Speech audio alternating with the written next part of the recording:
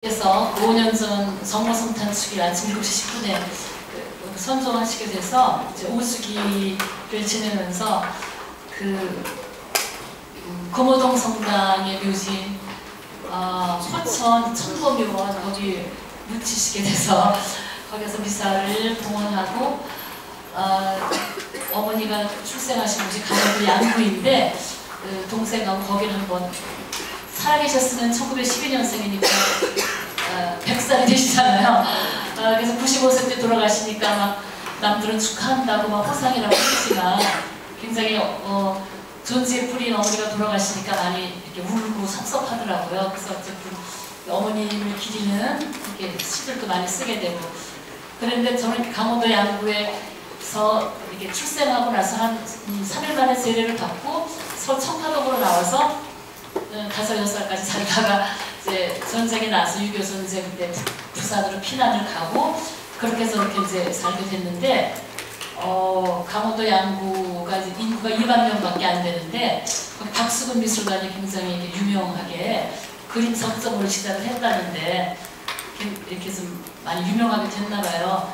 제가 강원도 양구에 태어났다는 이유로 군청에서 자꾸 예산을 꿈을 만들고 싶어 해서 제가 이제 수녀가 살아 생전에 그런 거 하면 너무 조심스럽고 그래서 내가 죽고 나면 몰라도 지금 안 된다 이러고 계속 이제 안 된다고 했는데 이렇게 수녀 것만 하는 게 아니라 다른 사람 거를 이렇게 하면서 이제 약간 곁들여서 이렇게 방을 이렇게 하겠다고 그래서 그런가 보다 이렇게 했는데 이번에 가니까 이렇게 무슨 동화 나온 것처럼 방을 이렇게 전시실을 너무 예쁘게 어디 이렇게 자료도 다 부에다가 길가에다가 무슨 이엔수 고양이라고 막 이렇게 시트 하나 생각하고 그랬어요. 그러면 제가 빨리 죽어야 될 것 같은 생각이 그 순간에 드는 거예요. 저는 막 사진 찍고 막 그러고 사람이 나도 이제 난 아직도 마흔 17살 같은데 내가 이렇게 오래 살아서 뭐 이런 방도 생기고 뭐 이러면 진짜 어떻게 되는 건가.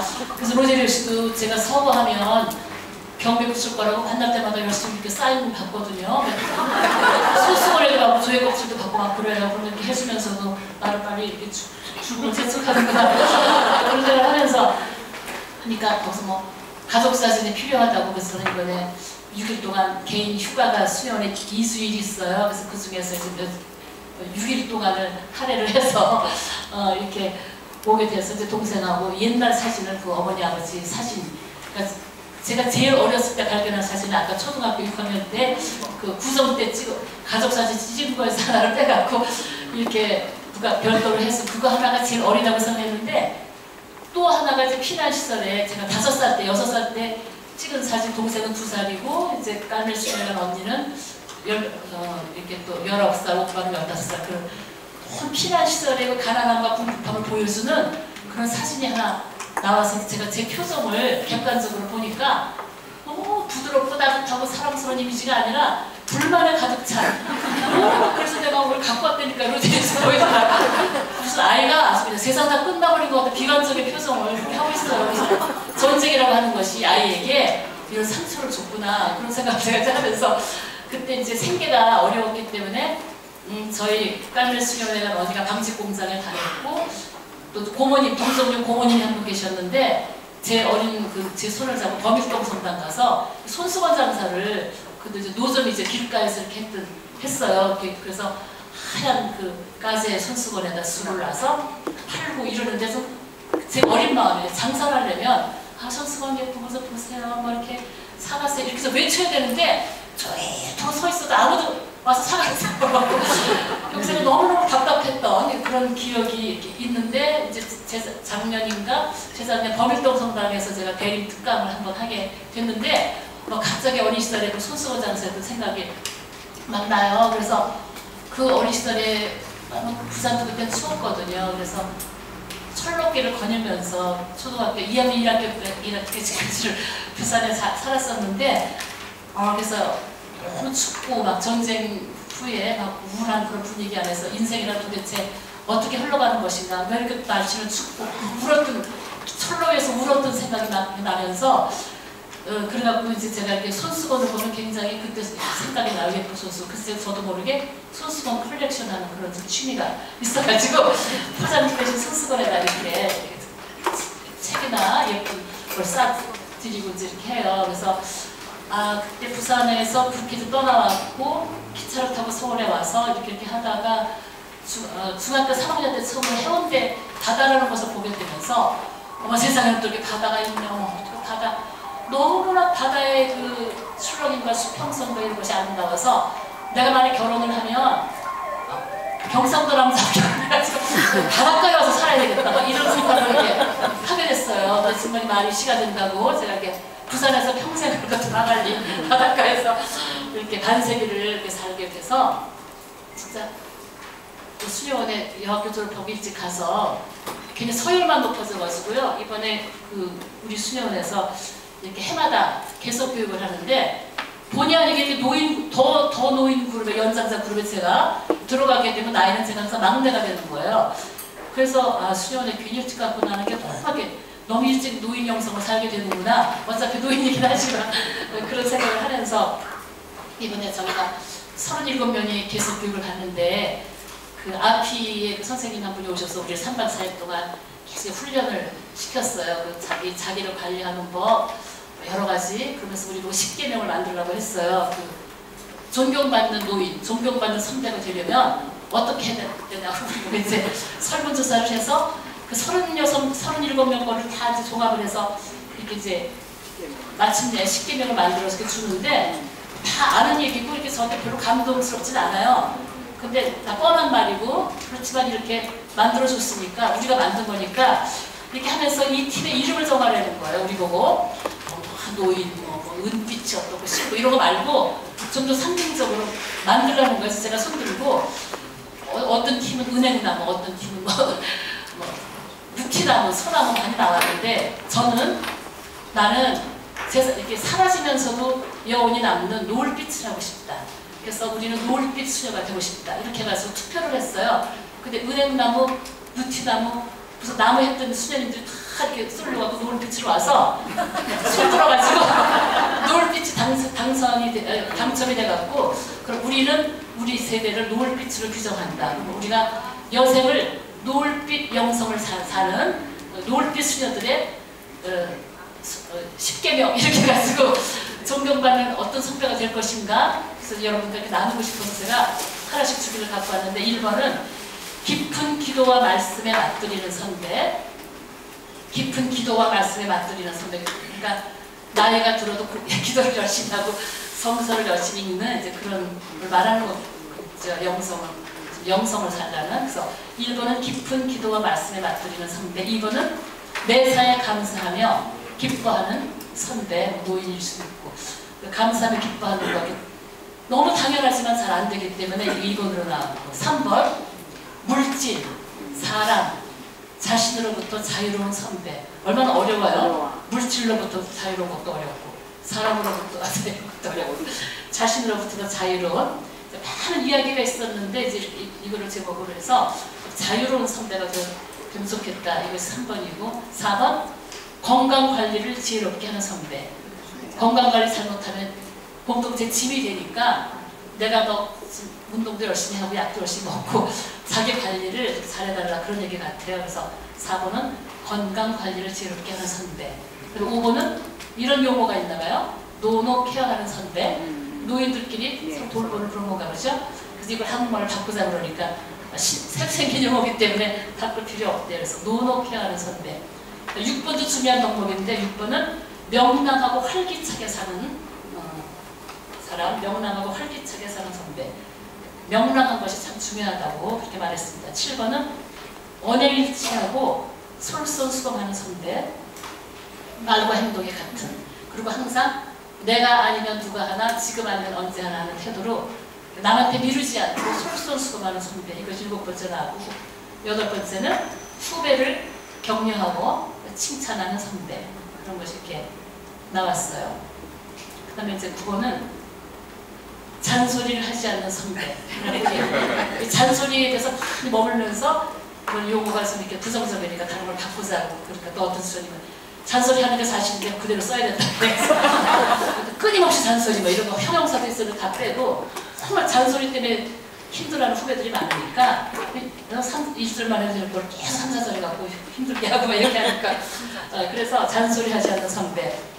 그 다음에 끝으로 이게 정말 중요하다고 생각이 드는데 말없이 굳은 일을 찾아서 하는 선배 이렇게 나왔어요. 근데 이것도 어떤 수녀님이 처음에 이 안을 내신 분이 후미진 곳을 찾아가는 선배로 후미진 곳 가서 저기 알아듣기 쉽게 하자 그러고 기껏 찾아낸 영어가 무슨 일을 하는 선배 쓰레기 같은 거 비우고 청소하고 뭐 이런 거. 근데 우리도 너무 3박 4일 동안 강행군을 시키니까 몸살 달라고 하더라고요. 그러니까 또 이거 끝나고 나니까 그러면 후배가 어떻게 했으면 좋겠는지 후배가 좀 사랑스럽게 하면 어떻게 해서 또 10가지를 정하라고 그래서 우리가 너무 힘들어가지고 거기서 말만 바꾸면 그냥 10가지가 된다 이래갖고 그래갖고 또 이제 사랑받는 후배 10계명은 똑같이 깊은 기도와 말씀에 맞들이는 후배, 매사에 감사하며 기뻐하는 후배, 물질과 사람과 자신을 붙여 사이로 건강관리를 자유롭게 하는 후배, 그 다음에 이제 노놓게 하는 선배 대신 서로 돕고 화목하는 후배. 불온해서 서너 명 사는데 둘이 매 싸우면 선배가 골치 아프니까 서로 돕고 후배 이렇게 하자 그러고 이제 6번은 그대로 명랑하고 활기차게 사는 후배, 7번은 똑같이 언행일치하고 솔선수범하는 후배. 그 다음에 이제 8번도 후배를 선배를 바꿔서 선배를 존경하고 신뢰하는 후배. 그것만 바꾸고 잔소리를 하지 않는 선배 대신 충고에 감사하는 후배. 충고에 항상 뭐라고 감사합니다. 변명하지 말고 감사하는 후배. 그리고 끝으로 똑같이 말없이 굳은 일을 찾아서 하는 후배. 그렇게 해서 내가 가방 속에 있길래 여러분께 한번 읽어드려야지 그리고 갖고 왔거든요. 네. 괜찮죠? 네. 그래서 이거 다 아는 얘기지만 이렇게 살려면 정말 부지런하고 깨어있어야 되겠구나 이런 그 생각을 이렇게 새롭게 했어요. 그래서 제가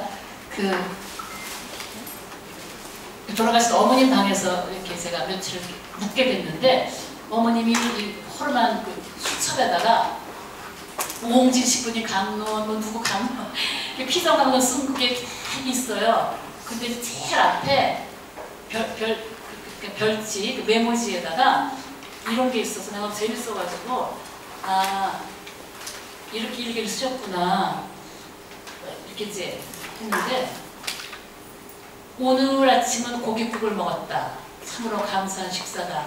점심에는 만두를 먹을 것이다. 깍두기와 함께 이렇게 썼어요. 근데 이런 것들이 이렇게 거룩한 뭐 피성, 묵상 이런 것도 좋지만 한 인간이 이런 걸 이렇게 보여준다는 게 너무 이렇게 어머님에 대한 그리움이 살아나면서 우리가 이제 제가 60주년 준비위원장을 수령을 해서 하면서 선배 수령들이 일기와 편지를 이렇게 정리할 때도 뭐 피성 강론 막 열심히 뭐 이렇게 적고 막 하나님께 대한 삼위일체 십 이런 거보다 커다란 글자로 막 굉장히 거룩한 어떤 그 선배 수님이 MBC 11번, KBS 1 9번, KBS 2 7번 이렇게 적어놓은 것이 또 정답을 주는 거예요. 무슨 인간을 잘나는 거. 너무 우리가 거룩하다는 것을 맨날 따로따로 떼어서 맨날 말씀에 맞들이고 기도하고 성서를 뺏기고 이런 것보다 이런 한 인간적인 향기를 보여주는 것이 웃음이 나게 하면서 기쁜 거예요. 근데 이제 어머님이 이제 이렇게 의식이 없으셔서 돌아가시기 직전에 이제 제가 병원에 가게 됐는데 하고 싶은 말씀을 이렇게 하시라고 그럼 내가 받아 적겠다고 하니까 이제 어머님이 그때 정신이 없으시니까 이게 막 병실의 벽을 가리키면서 저기다 적으래요 빨리. 그러니까 어머님이 맨날 이러고 쓰시던 버릇이 있었기 때문에 그래서 뭐라고 쓸까 뭐라고 할까 했더니 최고의 고비로서 인내해야만 한다 그렇게 쓰래요. 아 그래서 어머니 임종이 가까우니까 나를 하나님께 봉헌하는 시간이 왔으니까 준비를 잘해야 된다 이런 뜻이구나. 근데 요 쪽지에 이렇게 있는 거예요. 최고의 고비로서 노력하기 바란다. 뭐 자기 자신에게 하는 당부잖아요. 이거를 화살기도처럼 이제 내가 갈 때가 됐으니까 최고의 고비로서 노력하기 바란다. 아 이렇게 하셨구나. 그래서 이런 것을 계속 외우면 이렇게 살게 되는구나. 그런 생각을 이렇게 제가 하면서 이번에 이제 춘천에 가서 90세 된 이제 어머니하고 가장 친했던 외숙모가 수녀님들이 골룸방의 수녀님들이 돌보는 그 노인 병동에 계시더라고요. 그래서 갔는데 이제 그 외숙모도 겉모습은 형편없이 이렇게 낡고 사실 모습이 초라하게 됐지만 이렇게 정신없는 가운데도 젊어서 항상 남을 배려하던 그 모습대로 사람을 잘 알아봤다 못 알아봤다 이러면서도 굉장히 남을 배려하는 그거 그래서 여기 오신 분들이 아름답다고 집에 가서 거울을 보라 이런 말씀하시고 저를 못 알아보다가 이분이 혜인스님이라고 이제 그러니까 거기서 외숙모가 정신 드셨나 봐요. 그래서 그 혜인스님이야 혜인스님. 그리고 이제 제가 날씬하고 예뻤을 때 모습을 생각하고 너무 오랜만에 봤으니까 그 외숙모가 이래서 근데 뚱뚱해졌어 이래요. 정신 진리를 말하는 거죠. 그렇게 그런 말씀하시고 그래서 참 뭐라 그럴까 이 언어라고 하는 것도 젊어서 연습하는 대로 되는구나 그런 걸 제가 다시 한번 느끼는 계기가 됐고요. 그래서 저희 어머님 같은 경우도 병원에서 관장 같은 거 할 때 너무 이렇게 막 불편하잖아요. 그러면 이렇게 해서 아프다든가 뭐 통증이 있다든가 뭐 귀찮다든가 힘들다든가 이렇게 얘기해야 되는데 어머님이 역시 그 강원도 분이라 그런지 산처럼 품위가 있다고 그럴까 그런 영성을 지니셔서 나도 그런 걸 좀 닮아야 되겠구나. 나도 강원도에서 태어났으니까 좀 경박하지 않아도 품위 있는 그런 언어를 습득해야 되겠구나. 그런 묵상을 제가 하면서 왔는데 그 어머님은 이렇게 뭐 육체적인 아픔을 호소하실 때도 딱 이제 그 관장이나 그 소변줄을 달고 얼마나 그렇게 힘들어요. 그러면 어머님이 그냥 이렇게 너무 불편하다 이렇게 말씀하셔도 될 거를 굳이 이렇게 말씀하셨어요. 내 궁둥이가 너무 안정적이지가 못하다. 안정적이지가 못하다. 이래요. 못하는 답을 쓰시고 또 이제 집에서도 화장실을 가야 되면 오줌으로 가는 거잖아요 사실. 근데 오줌 이런 걸 말씀하실 때도 나 좀 화장실에 데려가 달라 이렇게 말하지 않고 소녀딸한테도 레시나 나 좀 협조해줘 이런 식으로 이렇게 그런 단어를 이렇게 쓰셨어요. 그리고 이제 너무 어머니 모시는 문제 때문에 형제들이 힘들어서 갈등 속에 있으면 이제 우리는 수련회 있다고 와서 어머니를 떠보잖아요. 힘드시죠 속상하시죠 어쩌고 저쩌고 막 이러면 어머니는 누구도 이렇게 마음을 다쳐서는 안 되니까 한숨을 푹 쉬시면서 이렇게 말씀하세요. 에휴 누가 누구를 탓할 수 있겠나. 인간의 마음 안에 있는 원죄가 뭐라고다?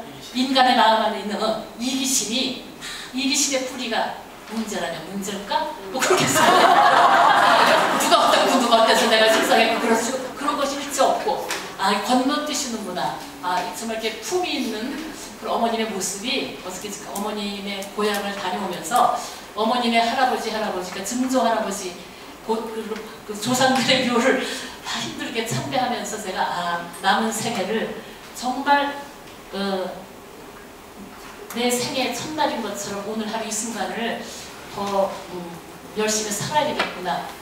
내가 겉모습이 낡아서 못쓰게 되더라도 이 내면에 또 그런 향기와 영성을 갖고 되겠구나 이런 묵상을 새롭게 했습니다. 여러분께 이 시간이 오면서 제가 근래에 쓴 그 시 중에서 몇 편 나눠드리고 싶습니다. 행복의 얼굴 행복의 얼굴 달빛 일기 애인 만들기. 여러분에게 제가 같이 한번 읽어보실래요? 보이는 분들은 사는 게 힘들다고 말한다고 해서 내가 행복하지 않다는 뜻은 아닙니다. 내가 지금 행복하다고 말한다고 해서 나에게 고통이 없다는 뜻은 정말 아닙니다. 마음의 문 활짝 열면 행복은 천비의 얼굴로 아니와 내려오는 것을 날마다 새롭게 경험합니다. 어디에 숨어있다 온 날개 달고 살짝 나타날지 모르는 나의 행복과 숨바꼭질하는 설렘의 기쁨으로 사는 것이 오늘도 행복합니다. 사람들이 이게 시집에 2페이지가 있는데 요거를 뺀 다 앞에 것까지만 인터넷에 올리고 그런 경우가 많더라고요. 근데 많은 네티즌들이나 독자분들이 좋아하는 구절이 처음과 두 번째 구절이라고 생각이 들어요. 사는 게 힘들다고 말한다고 해서 내가 행복하지 않다는 뜻은 아닙니다. 내가 지금 행복하다고 말한다고 해서 나에게 고통이 없다는 뜻은 정말 아닙니다. 맞죠? 네, 다 그렇게 생각하지만 제가 대신 정리를 해드린 거라고 생각이 들고요. 카톨릭의 위대한 영성가의 토마스 멀튼이 그렇게 얘기했거든요. 고통이 쾌락의 반대일 수는 있지만 반드시 기쁨이나 행복의 반대이진 않다. 그래서 저도 이제 이태석 신부님 같은 그 마더 데레사도 그렇고 고통을 진주로 키우고 그 아픈 것을 통해서 하느님을 찬미하고 그러면 다 그게 남의 얘기인 줄 알았는데 제가 정말 경험해 보니까 고통 속에서 발견한 행복은 정말 더 진주와 같은 것임을 알게 돼서 무한대로 온다 행복의 1000개월을 불러 그런 고백을 저 이상이기도 했지만 이렇게 하게 됐습니다. 두 번째, 추석이 가까우니까 제가 그 달을 묵상하면서 달빛일기라는 걸 제가 한번 읽어보겠습니다. 어린 시절부터 나는 달만 보면 달만 뜨면 너무 기뻐서 어쩔 줄 몰라 했다. 서울에도 뜨는 달이 부산에도 뜨는 게 신기하고 신기해서 달밤의 소녀는 달밤의 수녀가 되어 세상 어디에나 골고루 떠 계신 하느님을 믿었다. 믿으면 믿을수록 평상시로 한이심이 달빛으로 출동했다. 이젠 나도 정든 세상을 떠날 일만 남아서 밤마다 하늘을 높이 달로 뜨는 꿈을 꾼다. 넘치도록 받은 사랑 말로는 다 못하니 둥근 달로 떠서 위로가 필요한 이들에게 고요한 달빛으로 스며드는 고요한 사랑이 될 수 있다면, 그럴 수만 있다면 얼마나 좋을까. 그래서 어머님이 저를 낳으실 때 달 속에서 선녀를 보셨는데 깔멜 수녀네가 그 딸의 선녀는 색동 구두를 신었고 또 분도에 간 그 작은 수녀의 선녀는 제 선녀가 색동 구두를 신었고 깔멜 수녀원에 가는 선녀는 하얀 구두를 신어서 나중에 종합을 해보니까 하나는 관상회로 들어갔고 하나는 이렇게 분도에 들어갔구나. 그래서 정신없는 건데 사람들만 오면 내가 작은 수녀의 태몽을 이런 걸 꿨다. 맨날 자랑하시고 그러셨어요. 그래서 이 자리에 계신 여러분들도 우리의 남은 날들을 햇빛도 아름답지만 성모님이 가끔 달에 비유되기도 하잖아요. 그래서 달빛의 영성으로, 노을빛의 영성으로 은은하고 한일심과 평상심이 출렁이는 그런 노년을 보낼 수 있다면 얼마나 좋을까. 그래서 이 시간 제가 여러분께 드리는 특강 강의 이런 것보다는 우리 함께 서로 작은 위로와 작은 기쁨을 나누는 나눔의 시간이 됐으면 좋겠고요. 현대시학이라는 그 문예지에서 저한테 원고 청탁이 오랜만에 왔길래 맨날 판에 박힌 것 같은 시 말고 좀 더 재밌는 시를 써야 되겠다 생각하고 쓴 시가 애인 만들기라는 시인데 무슨 이렇게 무슨 소설 제목 같기도 하지만 애인 만들기. 그래서 내가 이렇게 한번 써봐야 되겠다. 이것이 이제 요즘 신선이니까 그래서 제가 이렇게 썼어요. 세상 사람들이 갈수록 더 예쁘고 사랑스럽다. 처음 보아도 낯설지 않다. 내 안에 숨어있는 천사가 날마다 새롭게 부활하나 보다. 자기가 가장 못난 죄인이라고 우는 사람도 예쁘고 자기 혼자 의인인 듯 잘난치 않은 사람도 조금 어리석어 보이지만 밉지는 않다. 그래서 나는 모습도 사연도 다양한 세상 사람 모두를 애인으로 삼기로 했다. 갑자기 애인이 많아지니 황홀하다. 기쁜 그만큼 쉴 틈 없이 바쁘고 때로는 아프기도 하다. 그러나 나는 이 바쁨과 아픔을 밀쳐내지 않고 소중하고 겸손하게 기도로 만들어가는 수행자가 되기로 했다. 내가 애인으로 선택한 이들에게 갈수록 충실한 애인으로 더 많이 사랑하기로 했다. 너무 기뻐서 제가 끝에다가 빠진 거 같아. 왜 뒤에 또 있는데 나의 꿈은 비로소 이루어졌다. 목소리를 어디 갔어? 한 줄 더 있는데 나의 꿈은 비로소 이루어졌다. 제가 너무 기뻐가지고 그렇게 썼어요. 그래서 정말 이렇게 살아보려고 하니 구설수에도 많이 오르고 온갖 말 다 듣고 힘들 때도 많지만 또 제가 소화할 수 없는 온갖 부탁들이 많아서 저를 힘들게 하지만 계속 화살기도 하면서 이런 지향을 갖고 살면서 힘들 때는 차라리 한 사람 애인 되는 게 더 쉬울 뻔했습니다. 너무 힘듭니다. 이렇게 제가 고백하면서 이렇게 살아요. 그런데 이제 며칠 전에 가장 근래 받은 어떤 독자분 편지 하나 자기 트랜스젠더인데 2번이나 자살 시도를 하고 카밍아웃이라고 하고 텔레비에도 나와서 자기는 간첩에서 사망자로 처리가 됐지만 TV 덕분에 이제 주민등록도 만들고 그렇게 했는데 30대고 자기 이제 여성으로 되는 그 성전환 수술을 받을 거래요.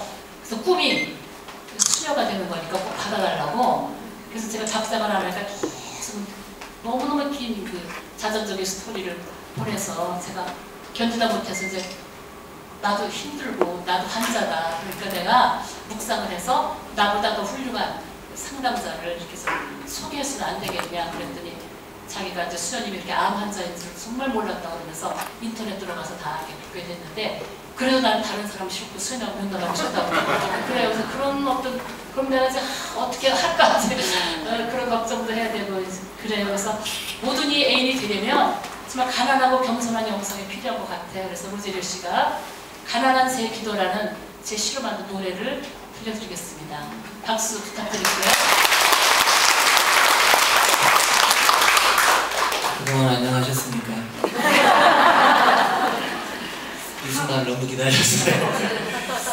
제가 가난한 새 기도라는 노래를 들려고 했는데 마침 이번 달에 그것과 관련한 글이 있어서 읽어드리고 싶어요. 공동선이라는 작품인데요. 우리 사회의 선을 한 종파 갖고만 이루기는 어렵다고 생각해서 사계종단이 함께 이런 책을 내고 있거든요. 근데 한계종단에서 선을 이룰 수 있다면 아마 여러분들 아마 개신교 쪽에다 부탁하면 전철역이나 아마다 집사님들의 전도장으로 바뀔 거예요. 그죠? 그죠? 네. 전철 다니면 막 집사님들이 막 주에서 그리스도를 믿으십시오. 어디서 그분들 이렇게 목소리를 연습받아갖고 나오면 다 똑같아요. 좀 그 부드러운 목소리가 너무 그 듣기 힘든 그런 톤이었어요. 그래서 사계종단에서 만들고 있는데요. 제가 이 4년째 고정 필자로 글을 쓰고 있어요. 좀 놀라시죠? 좀 더 놀라주셔야 돼요. 근데 지금 이건 9월에 나온 세상 안에서 세상과 함께라는 글인데 그 예수를 따라 사는 사람들, 특히 신앙인들이 세상 속에 살면서 세상 안에서 세상과 다르게 사는 꿈을 당시 꿉니다. 그래서 좀 열심히 살고 아까 선생님도 수도원에서 그렇게 열심히 사느라고 옆에 그 선배나 후배를 힘들게 하는 분들을 많이 말씀해 주셨는데 그야말로 너무 열심히 살다 보면 옆에 사람이 치이는 경우가 많거든요. 제가 어느 날 일상을 쓴 건데요. 제가 샤워하고 나왔는데 수건이 너무 뽀송뽀송한 수건이 걸려있는 거예요. 그거를 샤워하면서 닦고 한 번 닦고 이렇게 넣는 거는 너무 그 빨고 개고 놀고 남자들은 세탁기에 넣으면 개가 다 알아서 개주는 줄 알거든요.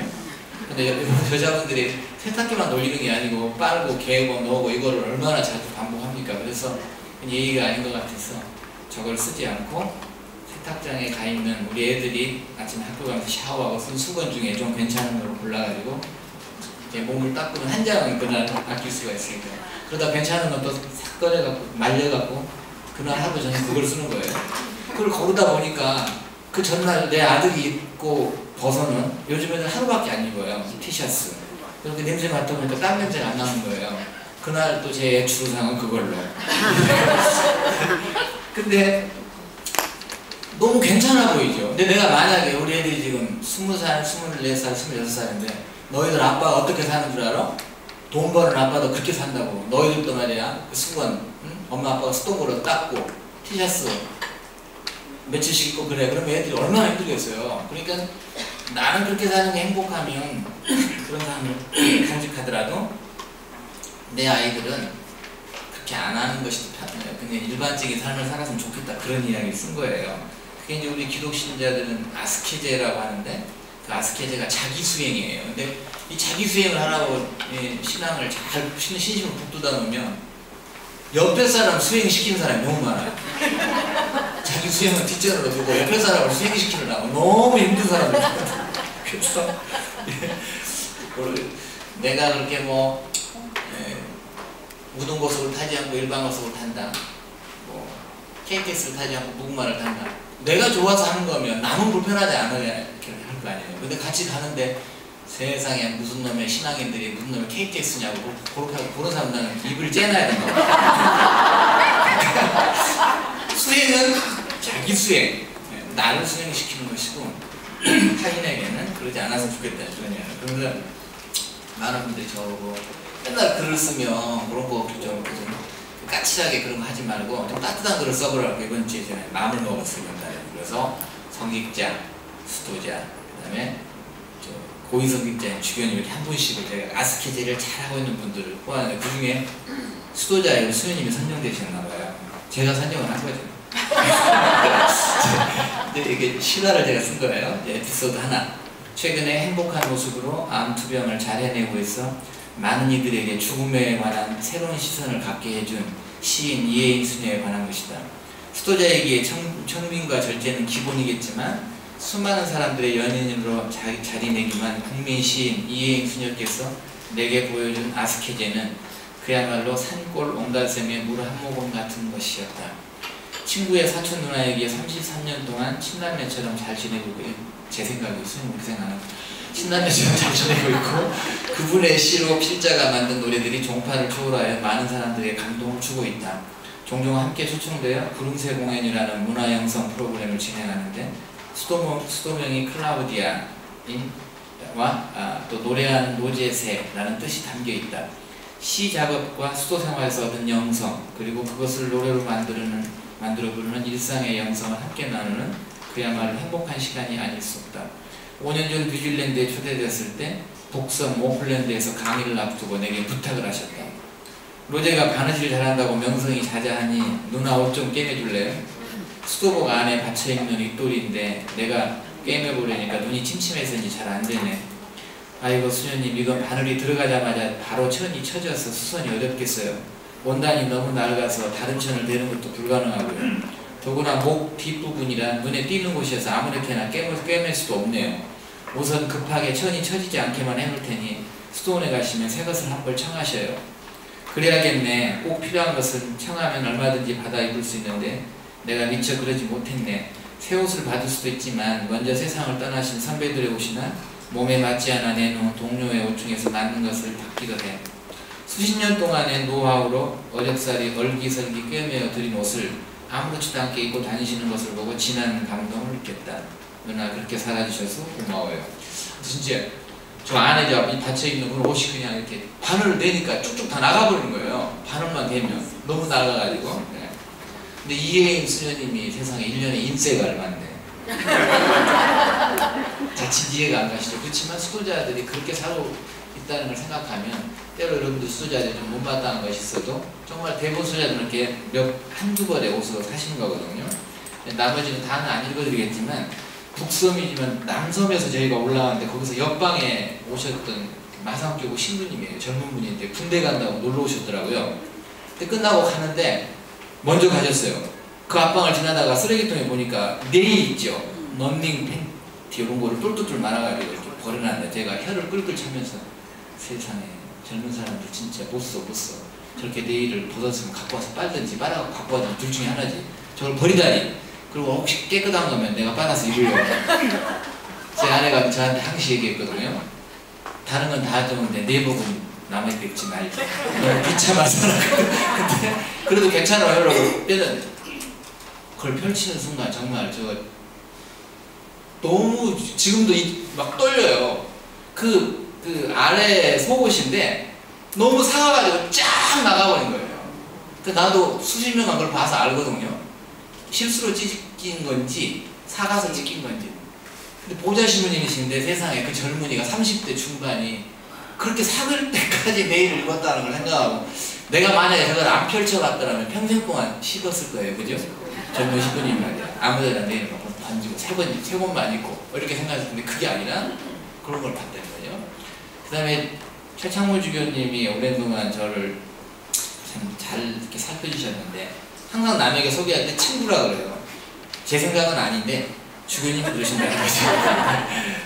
그런데 그분도 지금 갑상선암을 투병 중이시고 최근에 전이가 됐다고 하니까 조금 안 좋은 상황이신가 봐요. 은퇴를 하셨지만. 근데 제가 그 병원에서 퇴원하셔가지고 저기 희식회에 계실 때 잠깐 데려가는데 이 얘기 나누다 그런 자랑을 하는 거예요. 당신이 그 세면할 때 양말을 두세 켤레 가져와가지고 날마다 세면할 때 그걸 빤대요. 그걸 빨아가지고 겨울철에 잘 안 마르니까 수건으로 이렇게 해서 꽉 짠다든가 또 이렇게 앉아있을 때 수건에다 이렇게 해서 한참 앉아있다가 널어놓으면 금방 마른다 그러는데 그게 남이 한 거를 봐갖고 설명이 힘들거든요. 당신이 해보지 않으면. 당신 평생 그렇게 해오셨대요.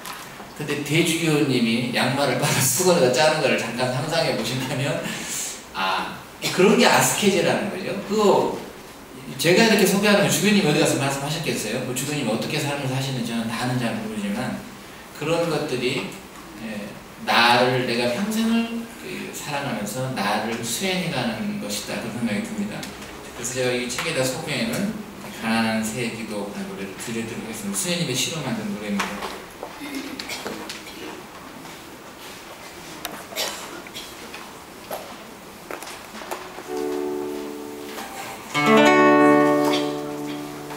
꼭 필요한 만큼만 먹고 필요한 만큼만 둥지를 들며 욕심을 부리지 않는 새처럼 당신의 하늘을 날게 해주십시오.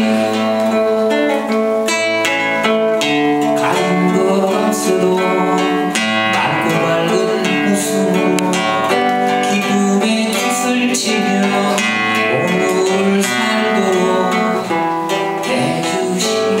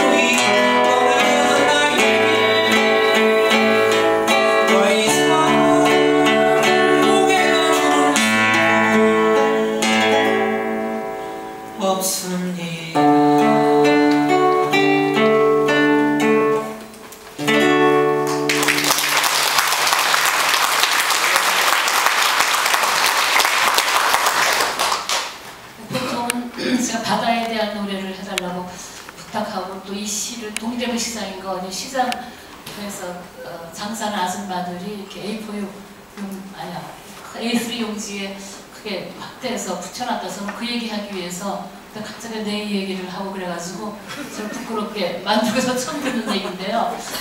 좀 깨끗하고 떨어지지 않을 까 기봤는데 지금. 그래서 우리가 또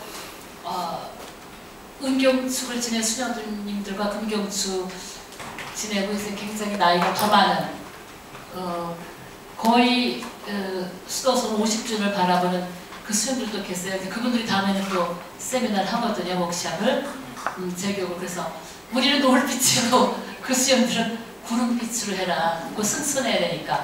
너무 좋대요. 구름빛. 저번에 구름빛 수녀, 노을빛과 구름빛 그러면 진짜 이 언어라는 것이 중요해갖고 제가 암에 걸렸지만 계속 암 환자 스님들 오늘 병실에서 복국을 먹겠습니다 이러면 막 암 환자도 불쌍한 데다 뭐 따로 먹고 그래서 제가 그냥 이렇게 꾀를 냈어요. 그래서 우리는 상징적으로 하고 싶다. 그래서 우리가 이름을 정하자 그랬더니 어떤 소리 백합을 하세요. 그래서 백합은 가시가 없잖아. 너무 부드러워서 낭만적이라서 안 되고 찔레꽃 장사익씨 찔레꽃도 잘 부르시는데 찔레꽃은 가시가 있고 가시가 뿜어내는 향기가 있으니까 우리는 암 환자 수녀도 부르지 말고 그냥 찔레꽃 수녀라고 부르달라고 이렇게 해서 자연스럽게 병실에서 이렇게 공지를 할 때 찔레꽃 스님들 오늘 샤브샤브 먹으러 오세요 이러면 그 찔레꽃이 막 가는 거예요. 좋죠? 찔레꽃의 마음으로 가는 거 하고 암 환자 수녀님들 항암 방사선 그것도 찔레꽃 복국하고 샤브샤브 먹으러 가는 수녀도 자격이 있어요. 왜냐면 암에 걸려도 항암하고 방사선을 한 사람만 붙여서 해서 거기서 항암 방사선 안 하고 그냥 암 환자는 또 이렇게 제외되니까 굉장히 또 이렇게 그 소외감을 느껴요. 그래서 이제 제가 오는데 몰래 막 이렇게 챙겨주기도 하고 제가 왕언니거든요. 그래서 이제 송원장 수녀님이 너무나 명랑투병을 해줘서 고맙다고 그렇게 하니까 이걸 또 언제까지 내가 웃으면서 할 수 있을지 걱정이 되는 거예요. 이러다 막 찡그리고 또 막 이상한 모습을 보이면 그것도 신문에 날 텐데 큰일 날 것이고 끝까지 좋은 모습을 보여주는 것도 참 쉽지 않구나 이런 생각하면서 얼마 전에 그 혜린 스님이 저를 찾아왔는데 73년생이고 저는 45년생이니까 28년이나 차이가 나는데도 왜 이렇게 스님이 얼굴도 잘생겼지만 이렇게 어른스럽고 도대체 나는 수도 생활을 50년 가까이 했다는 나는 왜 이렇게 어린이 같고 저 스님에서 여기서 탄 거야. 그래서 막 이렇게 기분이 막 묘해지는 거예요. 그래서 내가 저 스님을 이렇게 기쁘게 하려고 스님 특히 부산이나 이런 데서 불교에 이렇게 더 호감이 갈 수밖에 없는 게 절에 가면 내가 천주교 수녀로서도 그렇다. 절에 가면 아마 이렇게 부처님이 나에게로 나는 자비로운 얼굴로 우리를 바라보는데 성당이나 교회 가면 옷도 그냥 이게 가시관 쓰고 찡그리고 피 흘리는 예수님이 우리를 바라보니 얼마나 보는 사람이 보는 것 자체로 부담을 느끼겠는가. 그래서 정말 안 믿는 사람들은 불교를 좋아할 수밖에 없는 그 동양인의 심성 안에 그런 게 있나 보다. 제가 스님을 기쁘게 하기 위해서 얘기를 했어요. 근데 스님이 듣다가 그러게 이럴 줄 알았거든요. 했더니 아 수녀님 그쪽에는 그러니까 성모님이 계시잖아요. 그래서 스님은 참 이렇게 물론 비교 종교를 해서이기도 하지만 너무나 타종교하고 잘 지내기 때문에 일부 불교에서는 불만이 많은가 봐요. 그리고 법문을 할 때 너무 이렇게 열려있다. 불교 주님 말에 불교다워야 되지 뭐 이렇게 하는가 봐요. 그래서 이제 스님들한테 제가 항상 넓은 마음으로 배운 것 같아요. 저도 수녀를 일찍 갔고 모태신앙이고 그러니까 얼마나 또 수녀원에서도 업격주의 물들여졌기 때문에 여유가 없었어요. 제 마음에. 그러다가 스님들 만나고 이렇게 해서 종교학 같은 걸 강의 들으면서 조금 마음이 그렇게 트인 건데 그래서 법정 스님하고도 제가 이렇게 30몇 년을 알고 지냈지만 실제 만나보면 10번이 들을까 말까 한데도 특히 불자들이 저하고 스님하고 그렇게 사귀었던 것처럼 그런 이러면서 자꾸 풍기는 거예요. 그런데 스님이 MBC에서 11시에 만납시다 정채봉 씨가 진행한 프로그램에 나와서 괜히 젊은 날 내 마음을 흔들었던 눈이 아름다운 수녀가 해외사에서 이렇게 살면서 만난 일이 있어서 내 마음을 한데 흔든 일이 있다. 나는 그때 스님을 어디 사시는지 알지 못했는데 그거를 괜히 스님 스님이 수녀를 얘기하는 바람에 그 수녀는 이인수녀일 것이다 이렇게 추정을 하는 거예요. 그래서 아무리 아니라고 해도 그때 저는 스님을 몰랐거든요. 이래도 불자들이 이래요. 아 스님이 다 아는 얘기인데 뭘 그럽니까? 그래서 야 세상에는 이렇게 진짜 소문도 있지만 이렇게 본인이 아니라고 하는 소문도 진짜가 있겠구나. 이제 그런 그래서 제가 인간적인 체면 때문에 그 스님 돌아가시기 전에도 저를 찾으셨다는데 어디 있나 궁금해 여기셨다는데 제가 가서 인사를 못했어요. 기자들이 또 찍어가지고 이게 무슨 우리 사이에 무슨 특별한 일 있는 것처럼 그거 할까봐 안 그래도 그것 때문에 말을 많이 들었거든요. 제가 스님 총장님한테도 말 듣고 거기 필요 이상으로 스님이 돌아가셨는데 여기저기서 이렇게 하니 여기서도 하고 여기서 이메일 인터뷰하고 나하고 저는 막 그것 때문에 또 용서 청하고 아 나 왜 또 이렇게 살아야 되나 내가 지금 이렇게 나름 세포가 됐겠지 막 이러면서 가만히 얘기를 해주시면 그렇게 했거든요. 그래서 주지료 형제님이 이렇게 말씀하신 것처럼 우리가 때로는 자기 자신이 잘 살고 훌륭하게 살아야 된다는 것 때문에 다른 사람을 너무 이렇게 막 힘들게 하는 그런 경우가 있고 또 이제 우리가 이렇게 노을빛 영성을 사는 우리가 또 유념해야 될 덕목이기도 한 것 같아요. 그래서 우리 카톨릭의 이렇게 유머 중에 하나가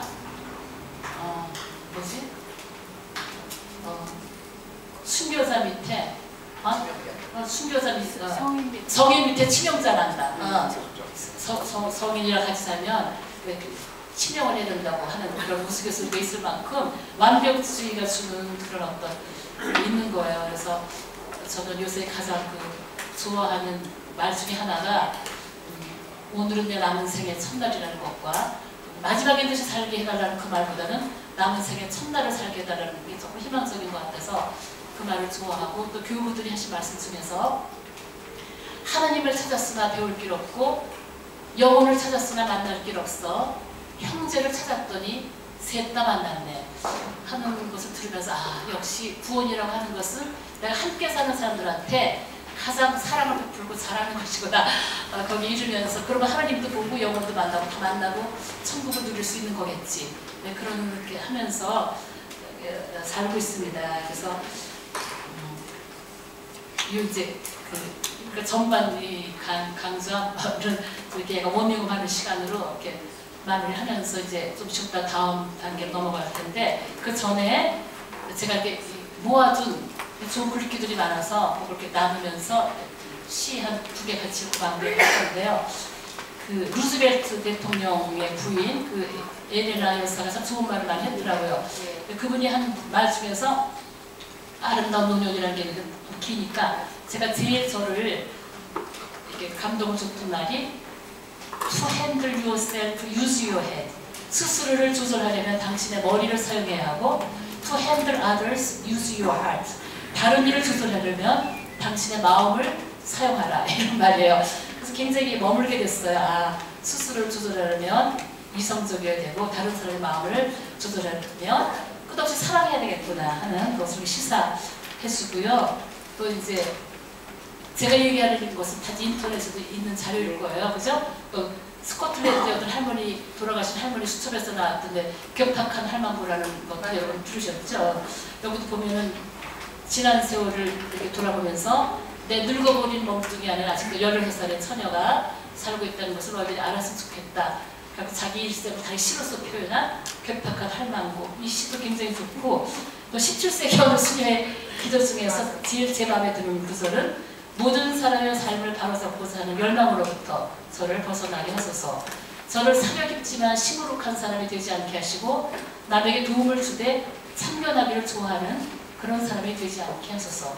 그 익명의 17세기 수녀가 쓴 기도, 이건 정말 명작인 것 같아요. 그래서 여러분이 꼭 이거를 이렇게 블로그나 카페에 올려주셔서 많이 퍼뜨리시면 좋을 것 같습니다. 그리고 아우구스티너 성인의 인생이라는 짧은 시가 있는데 너무 이 시도 우리가 가야 할 삶의 지표를 알려준다고 생각되는데 너무 좋아요. 내용이 당신의 전 생애가 아멘과 알렐루야가 되기를 기원합니다.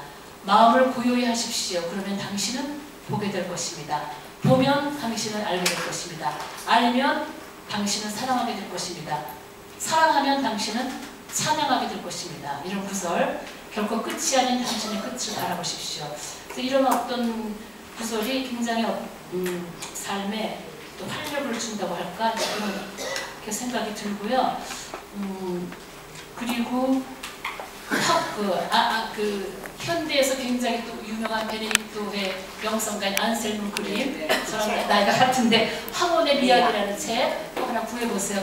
황혼의 미학 거기 보면은 감사하는 것이 어떤 것인지, 노년에 우리가 갈고 닦을 덕목은 결국 사랑인데, 그 사랑하는 능력은 어떻게 생기냐면은 자기 자신을 너무 중요하게 여기지 않음으로써, 자신을 너무 중요하게 여길 필요가 없다는 것을 받아들임으로써만 사랑의 능력을 키울 수 있대요.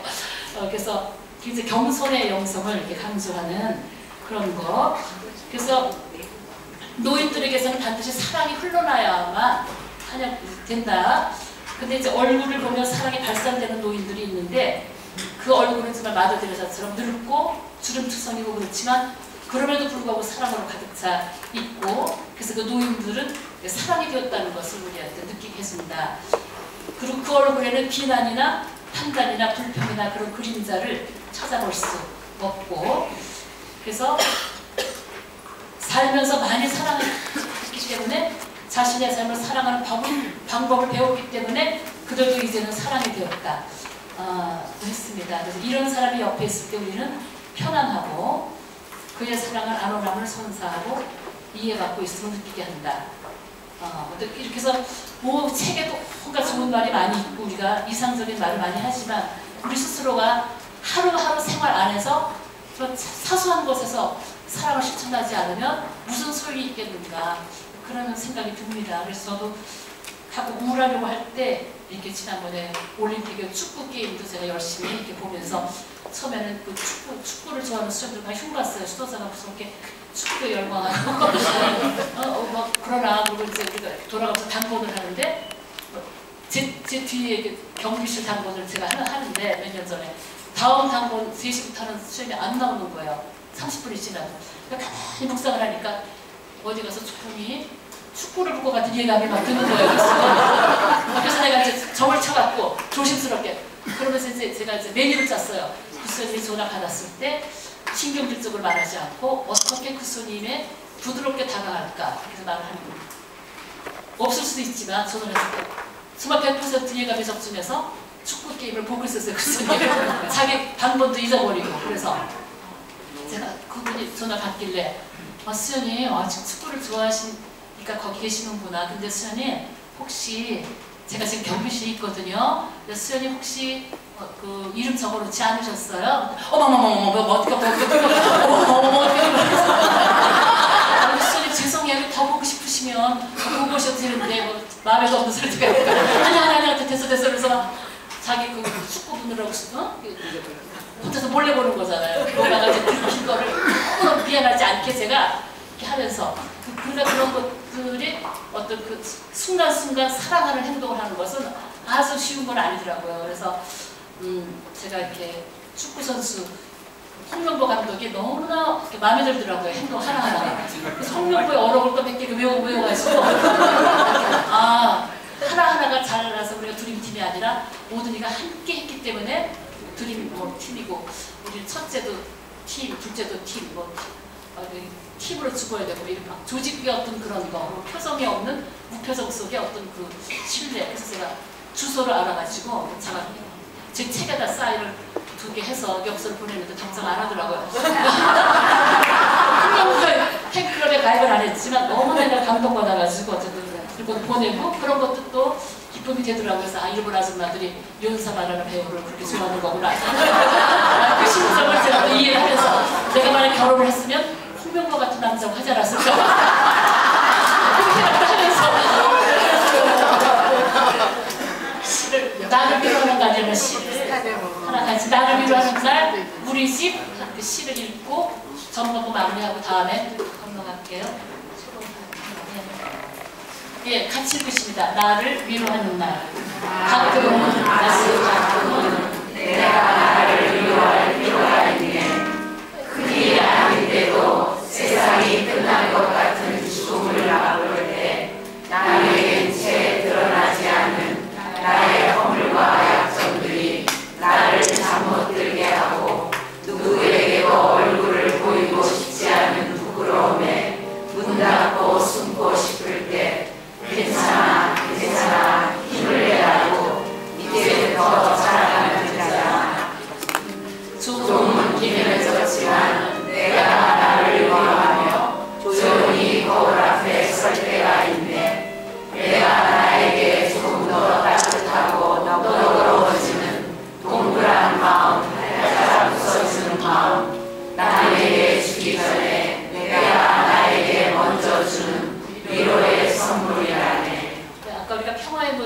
모르겠지만 내가 남을 위로하기 전에 스스로 위로할 수 있어야만 평화가 오는 것 같습니다.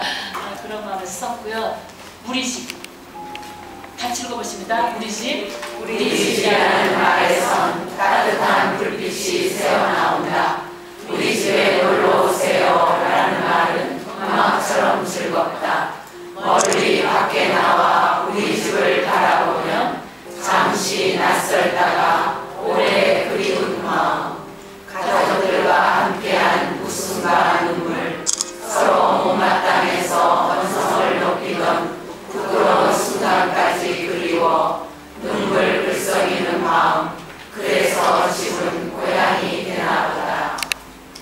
또 헤어지고 갔다가도 헤어지고 나면 금방 보고 싶은 사람들, 주고받은 상처를 서로 다시 위로하며 그래 그래 고개의 끄덕이다 따뜻한 눈길로 하나 되는 사람들, 이런 사람들이 언제라도 문을 열어 당기는 우리 집, 우리 집.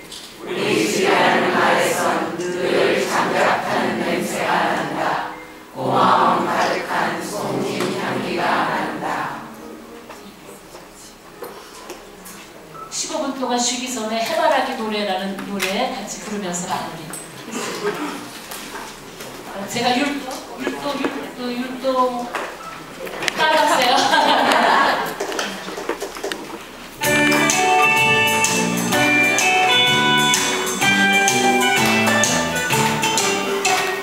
불타는